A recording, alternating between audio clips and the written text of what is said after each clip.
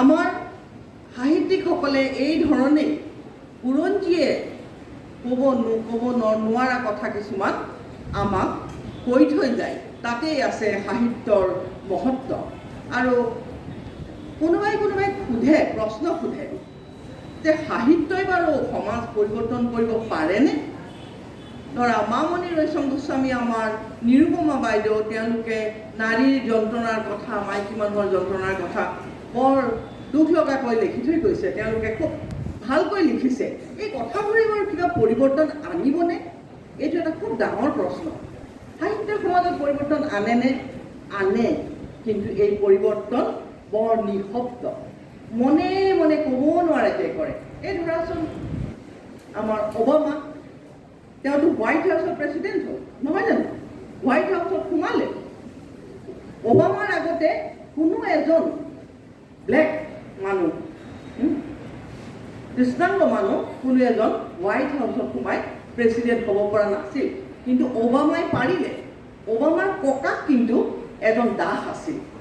তেওঁ থকা যিটো বেৰেক, সৰু অকণমান, তেতিয়া বৰ বেয়া ঘৰত ৰাখিছিল নহয় দাসবিলাকক। ককাক কিন্তু দাস আছিলে। সেই দাসৰ নাতিনীয়েক হৈ অবামা কিন্তু হোৱাইট হাউচৰ প্ৰেচিডেণ্ট হ'ল আমেৰিকাৰ। এই যে অবামাৰ যি উত্তৰণ, তাত বাৰু সাহিত্যৰ কিবা ৰোল নাইনে, প্ৰভাৱ নাইনে? তোমালোকে ডাঙৰ হ'লে টনি মৰিছন পঢ়িবা, তেওঁ লিখিছে, আৰু তোমালোকে গান শুনিছাই বহু কৃষ্ণাংগ গায়কৰ। তেওঁলোকে মুভমেণ্ট গঢ়ি তুলিছিলে আৰু তেওঁলোকে ক'লা মানুহৰ অধিকাৰৰ বাবে খুব যুদ্ধ কৰিছিল।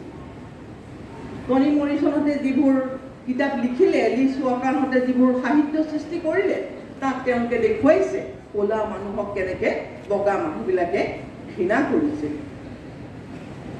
এই যে তেওঁলোকৰ সাহিত্য, এই সাহিত্যত বাৰু অবামাৰ যি উত্তৰণ, তাত প্ৰতিফলন হোৱা নাইনে? হৈছে।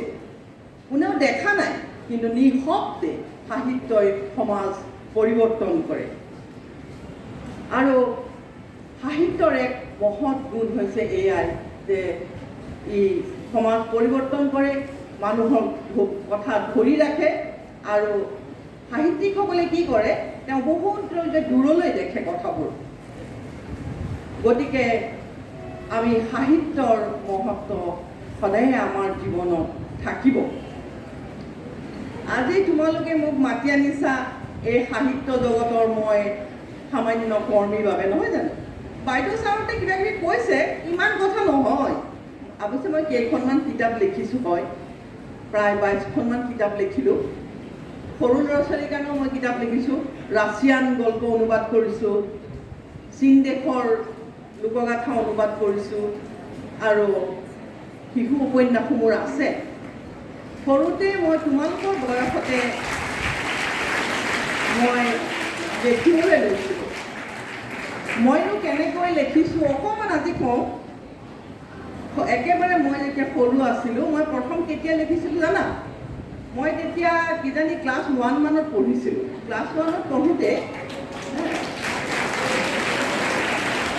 আমাৰ এদিন আমি দেউতাহঁতৰ লগত, মোৰ মা দেউতাৰ লগত, মোৰ ঘৰ গোলাঘাটত, সেইফালে কিছুমান ডাঙৰ পথাৰ আছে, হামদৈ পথাৰ, ৰহদলা পথাৰ,